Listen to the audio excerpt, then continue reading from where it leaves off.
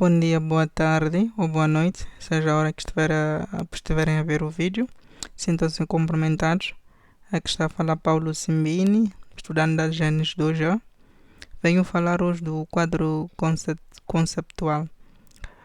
O meu trabalho está apresentado primeiro da seguinte forma: introdução, âmbito, finalidade, utilizadores das demonstrações financeiras, definição do quadro conceptual, demonstrações financeiras, tipos de demonstrações, objetivos das demonstrações, tipo de pressupostos e características qualitativas das demonstrações financeiras.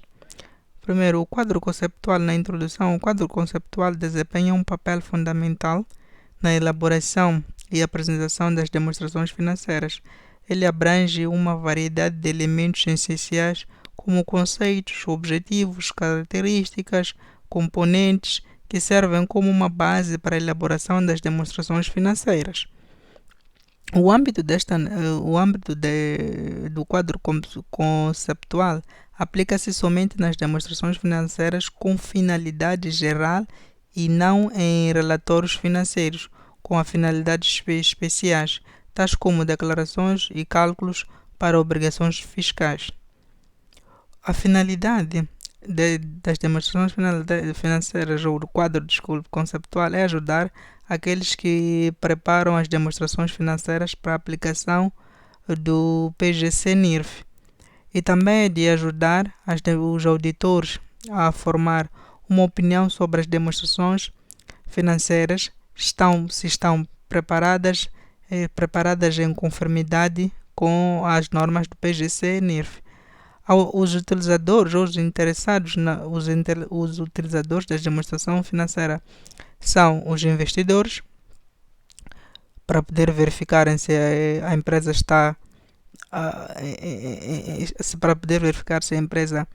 a prestar ou está em um bom nível para poderem fazer o investimento ou para colocarem lá os seus investimentos, dá para retirar, se a empresa está a produzir como deve ser, os empregados para saberem se a empresa em que está a produzir bem, está a ter bons resultados ou se pode vir à falência, em caso de alguns empregados procurarem empregos em outras entidades. Para os fornecedores, para poderem saber se estão a fornecer a sua matéria-prima ou os seus produtos para uma empresa que está a prestar ou tem bons resultados, ainda tem muito tempo no mercado, está a demonstrar ter resultados bons ou não. Em suma, também os clientes eles querem verificar se estão a comprar numa empresa que está a produzir bem. O quadro conceptual, na sua definição, seria exatamente é uma interpretação da teoria geral da contabilidade que utiliza um método lógico dedutivo, definindo uma orientação básica para o organismo responsável de elaborar normas de contabilidade e estabelece os fundamentos teóricos em que se apoia a informação financeira. As demonstrações financeiras são apresentações capazes de informar a situação financeira geral de uma empresa. Esses relatos contabilísticos são muito úteis para auxiliar os gestores na sua tomada de decisões. Quanto à questão dos tipos das demonstrações financeiras, temos o caso do balanço, a demonstração de resultado, demonstração de fluxo de caixa, a demonstração das alterações no capital próprio e as notas explicativas. O objetivo da demonstração financeira é mostrar o rácio, a posição financeira da empresa, para ver se a empresa está em que posição no ranking, ou não no ranking, para poder mostrar, aliás, se a empresa está com saldos positivos ou negativos, a alteração da posição financeira da empresa, a satisfação das necessidades comuns da maioria dos utilizadores. Esses são os objetivos das demonstrações financeiras. Quanto ao pressuposto, temos o pressuposto subjacente.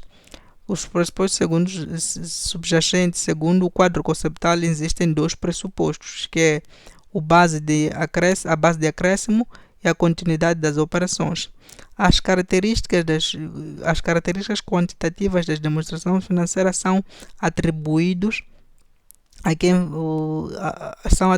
quem fazem com que a informação proporcionada pela demonstração seja útil para os utilizadores as quais elas são.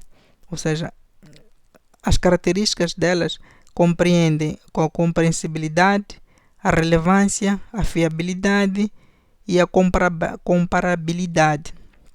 Reconhecimento dos elementos das demonstrações financeiras. O reconhecimento é o processo de incorporação do balanço ou na demonstração de resultados um item que satisfaz a definição de um elemento que cumpre com os critérios de reconhecimento. No primeiro ponto temos o for provável que qualquer benefício econômico futuro associado ao fim flua. O segundo reconhecimento, o item tem um valor que pode ser mensurado sem fiabilidade. Os tipos de reconhecimentos, temos reconhecimentos de ativos, para caso de ativos da entidade, reconhecimento de passivos, para poder avaliar o nível do gasto na mensuração, como é o caso, por exemplo, de uma fatura de água em que nós não recebemos agora, que é um passivo que nós recebemos no mês corrente, mas podemos fazer a mensuração da base do recibo do ano anterior. O reconhecimento de rendimentos, em caso de ainda não termos os rendimentos totais, fazemos também a questão do reconhecimento e o reconhecimento dos gastos na base das operações transatas. E temos a mensuração dos elementos das demonstrações financeiras. A mensuração é um processo de determinar as quantias monetárias através das quais os elementos das demonstrações financeiras são reconhecidos e mostrados no balanço e na demonstração de resultado. Temos cá os custos históricos, custos correntes, temos como elementos de mensuração o custo de realizáveis, valores presentes e valores justos. Conceito de capital de manutenção conceitos de capital e de manutenção de capital. Capital é o sinônimo de ativo líquido. Pode-se ainda chamar de capital próprio da entidade, ou seja, dinheiro investido, patrimônio líquido, que é o dinheiro que os sócios injetaram para a criação da empresa, em outras palavras. De acordo com o conceito financeiro, o capital é sinônimo de ativos líquidos ou capital próprio. O trabalho vai terminar por aqui. Muito obrigado por terem acompanhado. Com licença.